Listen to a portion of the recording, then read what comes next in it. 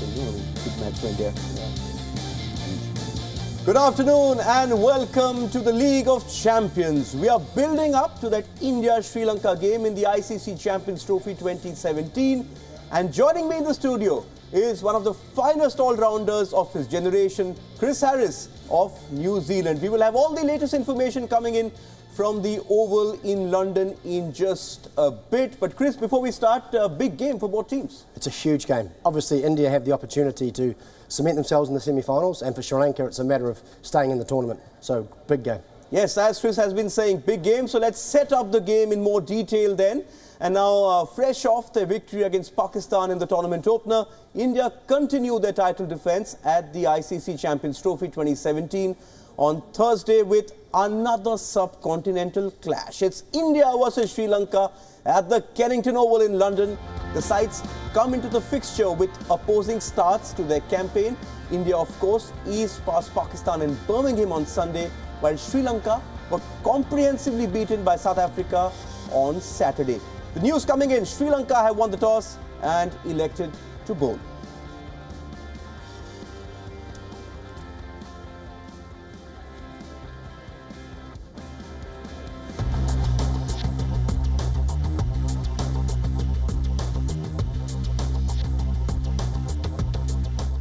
The defending champions raced off the blocks in their tournament opener against the arch rivals.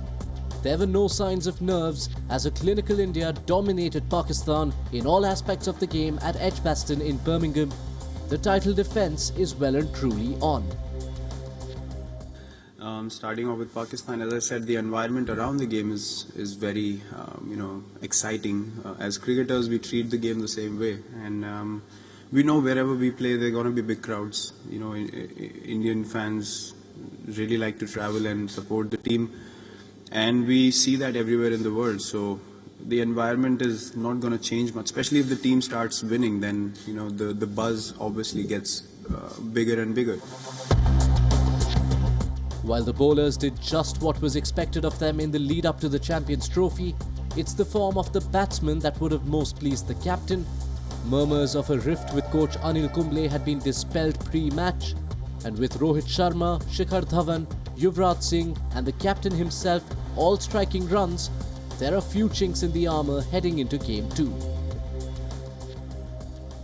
We still haven't spoken about the combination. We're going to do that now at practice. Again, we're going to look at how their batsmen react to different bowlers and all those sort of things, and then we decide on the combination. If Pakistan presented a sharp contrast in Game 1, the situation is even more dire for Sri Lanka. That the Lankans had the worst record against top 8 sides since the end of the 2015 World Cup presented itself clearly in their feeble effort against South Africa. Captain Angelo Mathews might be back against India, but stand-in skipper Upul Tharanga, one of the few batsmen in form, is banned for 2 games for a slow over rate. We as a team, yes, we are in the rebuilding phases. For the past 1 or 2 years, yes, we've had so many greats and they've retired, and we are slowly rebuilding. But surely, we will come up with a good performance. Oh, good shot. Have some of that. It's a contest that India have bossed in recent years. While the teams don't meet almost every other month as they seem to in the late 2000s, Sri Lanka have tasted defeat in 7 of their last 10 encounters over the last 5 years. Add to that their wretched run of just 1 ODI win in 9 games this year, and all signs point to a ceiling of a semi-final berth for Virat Kohli and company. That's a big 6. Good use of the feet. Well played. Sports Bureau, WION. Excellent use of the feet. Excellent young player. So India versus Sri Lanka, and as we just told you, Sri Lanka have won the toss and elected to bowl first. First reaction from you, Chris Harris. India, batting heavy team. You think the Lankans should have in fact gone in and batted first and asked India to chase, considering the state they're in? I think they could have, but they've gone into this match with 4 seamers, so they obviously think there's a little bit of movement and perhaps a little bit of seam, and hopefully from their point of view a little bit of swing as well to aid their seamers. And as I said a little bit against the Indian team in that Pakistan game, against India, to have a chance, you've got to get early wickets to put that middle order under pressure. So that will be the key for Sri Lanka. That's the reason they're bowled first, to try and get early wickets. But also, just looking at the history of India-Sri Lanka contests, there was a time when they regularly played each other almost every other month. It was like a joke in Indian cricket that, what are India doing? If they aren't doing anything, they're probably playing Sri Lanka. And ever since 2012, the record says India have won 14 out of 17 ODIs against Sri Lanka. Now, I know that this is a completely different tournament, but if you are a part of an Indian team which has consistently beaten Sri Lanka, including the big matches, leaving aside that World T20 final, do you carry that sort of momentum through to any match you play? You certainly carry that confidence through, but I think what may work against India is that they are the hot favourites and they'll be expected to win this game comfortably. So in some ways that puts added pressure on Team India and plays perhaps into the hands of Sri Lanka. They've got nothing to lose except they need to win this game to qualify, so they'll throw everything at it, and I'm sure we'll see lots of variations from the Sri Lankans, and they'll try all sorts of tricks to try and get wickets early.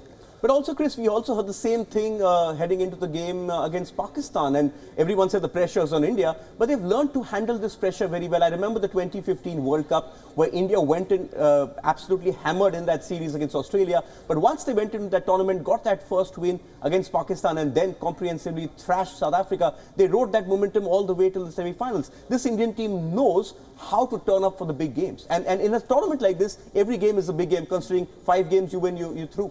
Yeah, the big advantage India have got, they know how to win. They've had a brilliant record in recent times, and also they've got a lot of players in form. You know, their bowlers are in form, their batsmen are in form, but the only way you can put them under pressure is get wickets early. Now that's going to be tough, because we saw in that last game against Pakistan that the top 4 batsmen all got 50s, so they're in terrific form, so it's going to be very, very tough for these Sri Lankan bowlers. Let's just talk about the Sri Lankan batsmen first, because they've been very inconsistent. You've got some great talent there, great flair there in a sense with Niroshan Dickwella. I've been very impressed seeing him off late as well. But that spine of theirs, that needs to stand up and bat those 50 overs. So now that they're chasing, there's going to be more added responsibility on them. And the funny thing is, and I'm just going to bring up something which Angelo Mathews said, that the best Sri Lankan batsman at the moment is in the commentary box. Let's listen in to what Angelo Mathews had to say about a one and only Kumara Sangakkara. And even, a couple of days ago, I was asking him, can you come and play for us, in this game? But, well, he's been in absolute form, and he's been in form ever since he started playing, to be honest. And yes, he's had a dream career, and it's unfortunate that we don't have him anymore. But he's always willing to help us. He's always, having chats to us. The problem with Sri Lanka, Chris, is they haven't managed to get that transition going, which India have managed very well. They've lost all those big players, including Sangakkara, and they haven't managed to replace him, and that's why there's going to be added pressure today, especially now that they're chasing. Yeah, it's very, very tough. Not only did they lose Sangakkara, they lost Dilshan and Jar Wardner as well. So you can't replace world-class players like that, and it takes time. And now they've lost Taranga for this game and the other one as well against Pakistan on Monday. And that's what I was going to say. Their next best player, or their most formed player, is Taranga, who's been missed out because of a slow over rate. So, their backs are really up against the wall, and that's why in this particular game, the likes of Angelo Mathews, Chandimal, Dickwella at the top of the innings, they really need to step up. I think Dickwella is an exciting talent, and he's one person. If he gets going, he actually could put India under a little bit of pressure at the top of the innings. Let's look at India. We're hearing that it's an unchanged squad as well. Great depth and great balance. And in a tournament where you know that you can't afford to lose, and especially if India win this, they're through to the semi-finals, considering how the group is stacked, and we'll come to that later on the show. India have great depth, and that is what ticks all the boxes. Well, we talked about the 4 players that aren't playing, and that's how strong they are. As you and I expected, we didn't think the team will change, and I don't think the team will change unless the conditions in each particular match really differ much. I think this team pretty much will be the team that goes right through the tournament, barring injury and other issues. A lot of talk ahead of this game, Chris, has been about Hardik Pandya.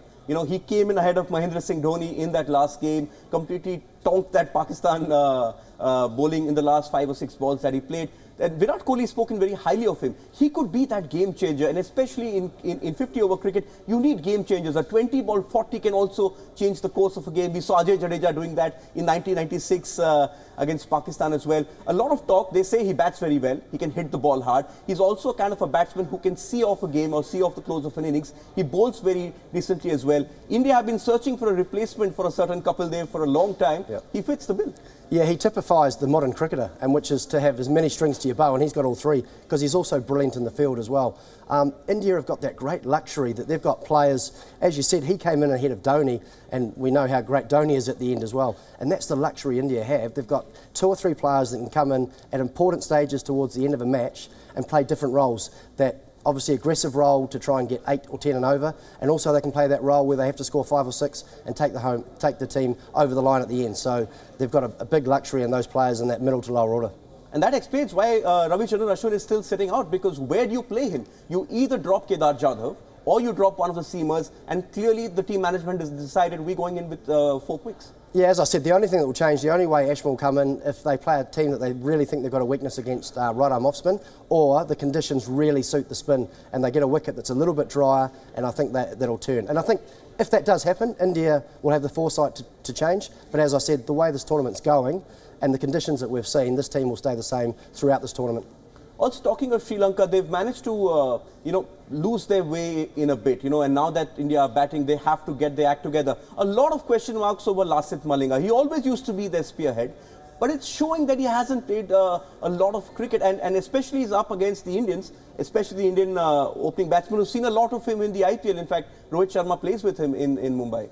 Yeah, well, he's the spearhead of the Sri Lankan attack. I mean, the problem with Malinga, he's just coming back he's only played, I think, one day game in the last 2 years, so it's going to take time for him to get back to his form.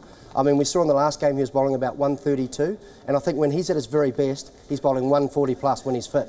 And what that does is it makes his slower ball even more dangerous, because there's a bigger variation of pace, and also at the end, if you're bowling quicker, it makes it better for reverse swinging. So we haven't seen that much from him. So I'm hoping he knows how a bigger game this is, and he's one of those guys that could step up today, bowl a little bit quicker, and perhaps put the Indians under some pressure. Because as you've been saying, Chris, and we've been talking about this, leading up to this game, is if Sri Lanka or any other team have to do well, they have to get those early wickets against India. But this Indian team has a very set way of playing the opening overs. They don't take risks. They set a platform. It's very essential to set a platform in one-day cricket. Well, India, as I said, have that luxury because they've got, obviously one of the world's best players at Kohli at 3, and then they've got a brilliant middle to lower order. So they can afford to take a little bit more time in those first 10 overs. And as you said, I think their average is about 4.8 in those first 10, and other sides are scoring about 5.8 because they don't have those dangerous players at the end, so they have to score more quickly at the start. So that's what also makes it more difficult to beat India, because they don't perhaps take as many risks in that first 10 because they don't need to. Okay, since we've got Chris here, we've also asked him to pick certain battles within battles in this match which could decide eventually the course of this match. The first battle that he's picked, and I'll ask him to speak about it as we see it on our screens, is Virat Kohli versus Nuwan Pradeep. Come on, Chris, set this one up for us. Well, I think all the bowlers against Kohli, but I picked Pradeep because he's obviously got good pace, reasonably consistent, and the thing with Kohli, he's such a world-class player, he won't let any of the bowlers settle. Once he gets in and gets used to the pace, he'll look to take on all the bowlers. So I just picked this one. I think, Pradeep will be trying, obviously, to knock Kohli over, and he has to do it early, because if he doesn't do it early, I think they're in big trouble. And also the hallmark of good and great batsmen is they don't get affected even if they have a very scratchy start. And Virat Kohli is that kind of a batsman that once he gets in and once he gets set, then you know he will explode at the end. We saw it in the game against Pakistan, very scratchy start, but at the end he was there unbeaten, getting those big runs for India. Yeah, we talk about it being a scratchy start, but I think for most players it was a fine start. It's just scratchy by his standards because he's such a quality player. But I think he'd still scored 47 off about 55 balls, which in world standard is still going at a great rate. But he was the first to admit that he just wasn't quite timing it. But then we saw that little change, and then he got the next, I think, 32 off 16 balls. So that's what he's capable of. So that's why, if you don't get him out early, you're in big, big trouble. Okay, the next one Chris has picked is Yuvraj Singh, who's suddenly hit the purplest of purple patches, versus Asela Gunaratne. Now, the thing with Gunaratne is they haven't gone in with that exciting option of the wrist spinner, which we thought they could have gone. So he's going to be that spinner. And Yuvraj Singh, just in the form of his life, can tonk that ball a long, long way. Well, we saw the quality of Yuvraj Singh in that previous game against Pakistan, and he ended up winning man of the match because he scored 50 and 30-odd balls. And once again, I think if he's got any weakness, it's early on in his innings. Because he's such an aggressive player, he does give an opportunity, and he did give an opportunity in that Pakistan game, but they didn't take it. So I just think being sort of a part-time off-spinner, going away from the left-hander, it gives him a chance to get him out early. But again, if you don't get him, you're in big trouble. Let's look at the next one, and this one, Chris, you've picked the two Mumbai Indians players. You've picked Lasith Malinga, we just spoke about him, and the much improved Hardik Pandya. This is an exciting battle because Pandya likes to dominate, and Malinga, as we all know, is a wicket taker, especially at the death. But of late, those Yorkers aren't coming in as accurately as we expected them in the past. No, I picked this battle particularly because we know how good Malinga has been throughout his career at the death, and we saw how dangerous Pandya was against Pakistan, 20 off 6 balls. So I think this could be an absolute key battle. Obviously, with India batting first, Malinga has got to get it right at the death, especially to players like Pandya. And if he doesn't, then obviously I think Sri Lanka could be chasing a big total. But if he gets it right and he can knock him over and get into that lower order of India, we've seen how dangerous he can be, perhaps it gives Sri Lanka the opportunity to bowl India out and actually chase a total that they'll be more comfortable with. Let's quickly run you through the other two ones you've picked, and this one is Bhuvneshwar Kumar versus Niroshan Dickwella. And we'll also get the other one, the last one that he's picked, and that's Ravindra Jadeja versus Angelo Mathews. Angelo Mathews very categorical. He says, I'm only playing as a batsman. That perhaps explains he's not 100% fit, but he's had to play considering the problems that they have to field 11 players. Yeah, on this one first, Mathews obviously a very good player. The thing that puts pressure on him today, he's not playing as an all-rounder, so he's been picked to score runs. So against a Jadeja being a left-arm spinner, Mathews I think is a good player of spin, but he's got to get in. So I see this as a very key battle because he is one of the players in the Sri Lankans that could give Jadeja some troubles. And obviously the obvious one with Dickwella, very aggressive at the top of the innings. He's got a career strike rate of 100, so he's going to take on the Indian bowlers at the start. And I think Kumara's the key for India. He bowls in good areas and good pace. He'll mix it up. So that's going to be a contest I'm really looking forward to. Okay, so those are the contests Chris Harris is looking forward to. We've just got a bit more time on this show. We're setting up India versus Sri Lanka. We'll take a short break and back with final comments.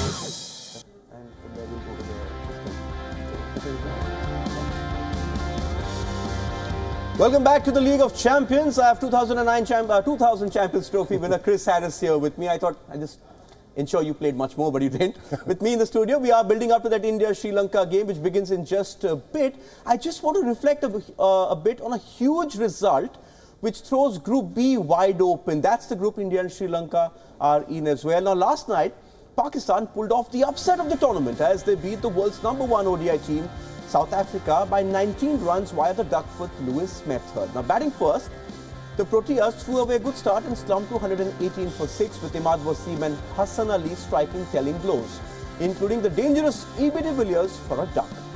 An unbeaten 75 from David Miller and support from Chris Morris and Kagiso Rabada took South Africa to 219 for 8.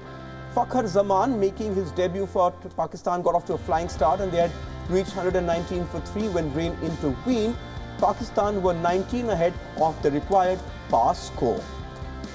So where does that leave Group B? Now this is possible scenarios. If India lose today, and this is hypothetical, then all 4 teams are heading into the last set of matches completely even. India plays South Africa on Sunday and Pakistan plays Sri Lanka on Monday. India will all but ensure top spot if they beat Sri Lanka today at the Oval. Fantastic the way this group is now lined up. You know, earlier Sri Lanka always seemed to have the easier groups when it came to the ICC tournaments. That's why perhaps they reached 5 finals from that period between 2007 to 14. But they have to do all the chasing in this game because India are comfortable. Sri Lanka have to chase the game or else at least they're out of the reckoning. Yeah, it's a huge game for Sri Lanka. It's a must-win game to stay in it. And then I said that the pressure that's on India is that they're very much the hot favourites and expected to win this game. So that may play into Sri Lanka's play into their hands. But it's been an amazing group. The comeback from Pakistan against South Africa, which was a very unexpected result, Perhaps they were a little bit lucky with the weather, because if the game got the distance the way Morne Morkel was bowling, it could have been a lot closer. That's good news for South Africa, the way he's bowling. But, you know, you've got to be pleased with for Pakistan, because they've got themselves back in this tournament. But also looking at India, and even if Sri Lanka get the early wickets, the problem for them is that this Indian team bats very deep, right down to MS Dhoni, and then you have Kedar Jadhav, who's had an absolutely storming series in the last series India played against England, even though it was in January. And MS Dhoni loves this Sri Lankan attack. 22% of his runs, Chris, in his career of his nearing 10,000 runs have come against Sri Lanka. When you have someone like Dhoni batting so deep, followed by a Kedar Jadhav, and then perhaps you'll have Pandya coming in if they don't need to finish it off, you're looking at, Sri Lanka will be looking and scratching their heads and wondering, how do we get into this Indian team? Because everyone's a potential match winner. You're right, and on Dhoni's record as well, he averages, I think, just on 50 in his career, but he averages 61 against Sri Lanka. So what you need to do, I mean, we've seen how good the top four have been in that first game, but we know they bat deep, but you've got to get early wickets to try and at least put pressure on that middle to lower order and get those guys in. Because they can't... Hang on, Chris, but do Sri Lanka have the options to get at that Indian top order, which is Rohit Sharma, Shikhar Dhawan and Kohli? Because you look at the Indian bowlers, you've got Bhuvneshwar, as you were talking about, one of the best new ball bowlers in world cricket. And then you have Bumrah, who's again one of the best death bowlers, and Umesh has consistently been getting you wickets. Comparatively, India have far better seam options. Yeah, they do. Sri Lanka, it's going to be tough. I mean, for any of the sides bowling against India, it's going to be tough to get early wickets. But what Sri Lanka have done, they've gone in with the four seamers, they've won the toss, they've bowled first, so in their minds they've given themselves a chance. If there's any movement or swing in this wicket early, they're going to hopefully expose it with those four seamers, and I think that is basically their plan, to go in, and hopefully they've got a couple of slips in place if they do get those outside edges, and as I said, try and get into that middle to lower order of India, and actually, even though they've got great records against the Sri Lankan bowling team, at least try and put them under pressure and make them do it again. Yes, it's about pressure, how teams respond when they're under pressure. Very quickly, we've got 10 seconds, Chris. I know you don't go to wear your predictor's hat, but perhaps if I could persuade you to wear one, how would you look at this one? Well, I think it's India's game to lose. Sri Lanka are going to have to be at their very, very best, and India are going to have to be off their best for Sri Lanka to have a chance. But for me, I think India are going to win this game comfortably. Okay, Chris Harris says it's India's game to lose. We'll see how this one pans out. Just a programming reminder as we go. At the end of this innings, tune in to WION, because Chris Harris and I will be looking back at that innings. For now, it's goodbye and thanks for watching. Thanks once again, Chris, for setting this one up for us.